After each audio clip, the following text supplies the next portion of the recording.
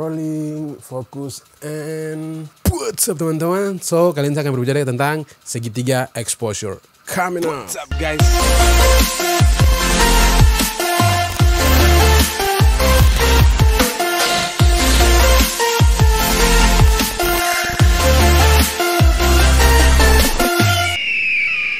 So, segitiga exposure itu adalah salah satu basic dari fotografi maupun videografi yang teman-teman kamu harus pahami sebelum terjun lebih lanjut ke dunia foto maupun video.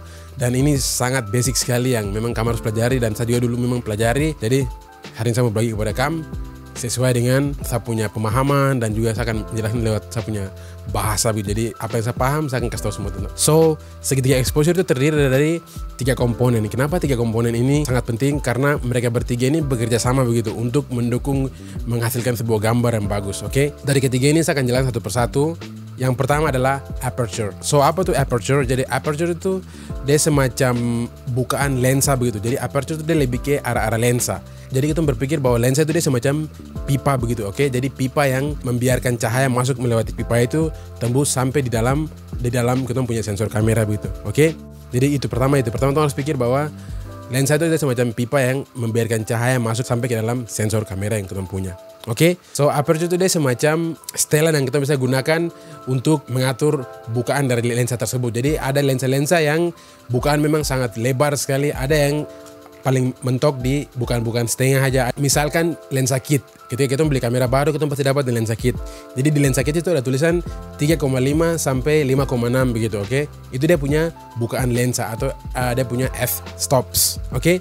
So ketika 3,5 bandingkan dengan ada beberapa lensa yang misalnya macam fix 50 mm yang saya punya ini, dia bukaan itu sampai f1,8. Terus ada saya punya Sigma 1835 f1,8. Jadi semakin kecil angka dari dia punya f-stops, itu dia punya bukaan lensa akan sangat besar. Jadi kembali ke awal tadi saya bilang bahwa kita harus anggap bahwa lensa ini semacam pipa. Jadi ketika kita pakai f-stop yang kecil, misalnya f1,8, dia punya lensa ini akan terbuka sangat besar.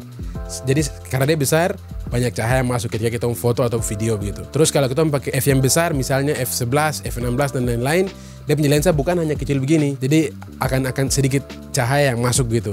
Dan bukan lensa juga dia akan berefek kepada hasil yang dikelola. Misalkan begini, kalau kita pakai f-stop yang kecil, misalnya f1,8, f1,4, itu dia akan menciptakan namanya depth of field, kedalaman gambar. Jadi ketika kita pakai f yang kecil, misalnya f1,8, gambar itu akan blur. Yang kita bisa lihat macam gambar belakang bokeh-bokeh itu karena kita pakai f-stopsnya kecil.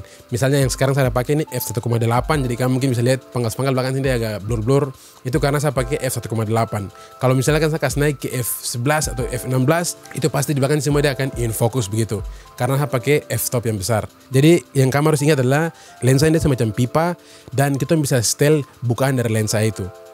Oke, so itu tentang aperture. Dan yang kedua adalah shutter speed. Apa itu shutter speed? Jadi shutter speed itu dia semacam motion atau pergerakan atau speed dari kita punya sensor dalam menangkap gambar. Oke, so jadi kalau kita pakai shutter speed yang cepat, let's say like 200 begitu, itu dia akan sangat cepat sekali, macam tek tek tek tek begitu. Jadi gambar yang dia tangkap sangat cepat begini. Oke, sedangkan kalau kita pakai misalnya shutter speed 10 atau mungkin berapa detik agak lama begitu, itu dia akan semacam begini.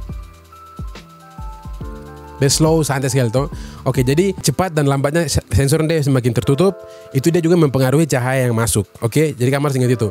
Jadi semakin cepat kita begini, karena dia tangkap cepat, jadi cahaya masuk sedikit. Sedangkan kalau dia tangkap slow begini, terus sambil dia tangkap begini, cahaya masuk begitu. Jadi cahaya yang masuk itu sumbernya sangat banyak begitu untuk ke dalam sensor tersebut. Oke, so kamu harus ingat bahwa shutter speed itu dia semacam kecepatan dari sensor untuk menangkap sebuah gambar. Dan di sisi lain, shutter speed itu mempengaruhi gambar juga. Jadi misalnya macam kita kalau pakai shutter speed yang slow, baru misalnya kita mau syuting atau mau foto-foto mobil yang lewat cepat atau foto-foto sports begitu, yang subjeknya bergerak sangat cepat begitu. Itu ketika kita pakai shutter speed yang slow, dia akan blur. Blur itu karena kita punya shutter dia hanya ada tutup pelan begini, dia belum tangkap gambar, tapi dia tutup pelan-pelan gitu. Baru kita punya subjek dia sudah lewat cepat sekali begini. Itu yang menghasilkan blur karena kita pakai shutter speed yang slow begitu. Sedangkan kalau kita mau tangkap subjek yang lari cepat, kita kalau pakai shutter speed yang tinggi, misalnya 300 per detik, itu dia akan tangkap begini. Jadi gambar yang misalnya macam movement cepat, dia akan tangkap dengan baik begitu. Jadi itu tentang shutter speed teman-teman. So yang ketiga adalah ISO. Apa itu ISO? Jadi ISO itu semacam sensitivitas dari sebuah kamera begitu. Jadi kita bisa berpikir saja bahwa ISO itu dia semacam editing gitu. Jadi kita bisa edit dalam kamera gitu. Jadi misalnya kita kasih tambah-tambah dia punya cahaya dari kamera begitu. Jadi dia bukan cahaya natural light begitu, tapi dia hanya cahaya dari secara digital begitu dari kamera begitu. Jadi kadang ISO itu bisa membantu, kadang juga bisa merusak gambar begitu. Kenapa saya bilang begitu? Karena ketika kita pakai ISO yang tinggi, misalnya let's say like 2000 begitu, oke? 2000 begitu. Jadi 2000 itu nanti dia akan menghasilkan gambar yang misalnya noise atau bintik-bintik yang kita bisa lihat di gambar-gambar itu karena ISO yang terlalu tinggi. Jadi entah itu ISO lebih dari 2000 atau 2000 tetap dia akan menghasilkan noise di beberapa kamera yang mungkin dia punya ISO performance-nya kurang bagus begitu, oke? So, yang saya biasa pakai itu ISO yang paling tinggi saya bisa pakai itu 800 ke bawah, 800 paling tinggi 800 dan sampai ke bawah. Jadi 800, 400, 200, 100 begitu. Dan kalau memang cahaya terlalu kurang, saya bisa pakai mungkin paling tinggi 1200 begitu. Tidak pernah lewat dari itu. Kalau lewat, saya bisa buat black and white saja supaya kalau noise begitu tidak terlalu apa? Nampak begitu. Black and white kan enak di mata kalau banyak noise begitu. Itu dari saya sendiri. Oke, sip.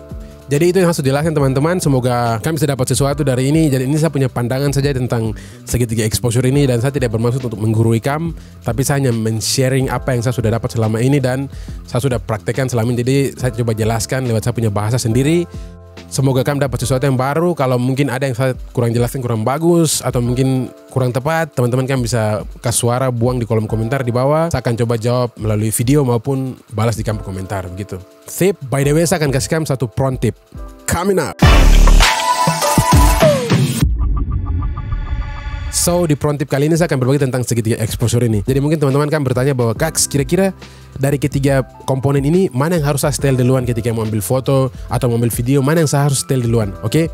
Jadi saya tidak bisa bilang mana yang kamu harus setel duluan dan mana yang kedua, mana yang ketiga itu. Tapi yang saya bisa bilang bahwa yang paling terakhir, kamu punya opsi terakhir sekali untuk kamu setel itu ISO.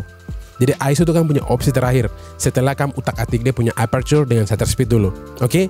Baru setelah itu baru ISO. Jadi ISO itu jangan kamu setel duluan. ISO paling terakhir. Jadi begitu. Terus yang pertama misalnya macam aperture dengan shutter speed. Jadi itu kamu setel itu juga tergantung dari situasi di lapangan, oke? Jadi misalnya kamu mau shoot foto portrait yang bokeh-bokeh begitu. Oh, itu berarti kamu tahu mana yang kamu harus setel. Kamu harus setel dia punya aperture. Jadi kamu kasih aperture paling kecil supaya dia background blur begitu. Kalau misalnya kamu mau setel foto landscape, jadi kamu juga harus tahu mana yang kamu harus setel duluan. Kamu harus setel dia punya aperture. Jadi kasih aperture ke yang paling besar, misalnya f11 begitu, supaya dapat semua itu in focus begitu, oke? So, misalnya lagi skenario-nya kayak misalnya kamu mau shoot sport fotografi atau mungkin shoot mobil yang lewat balap-balap begitu. Jadi kalau dia lihat balap begini berarti kamu harus setel shutter speed duluan. Baru kalau kamu sudah merasa puas dengan shutter speednya, baru kamu setel ke aperture. Baru kalau kamu sudah puas, terus kalau macam masih agak gelap, kamu tinggal mainkan di ISO begitu. Oke? Jadi itu yang saya bisa kasih kepada kamu di pro tip kali ini. Semoga bermanfaat juga buat kamu semua dan tetap jadi berkat. Peace.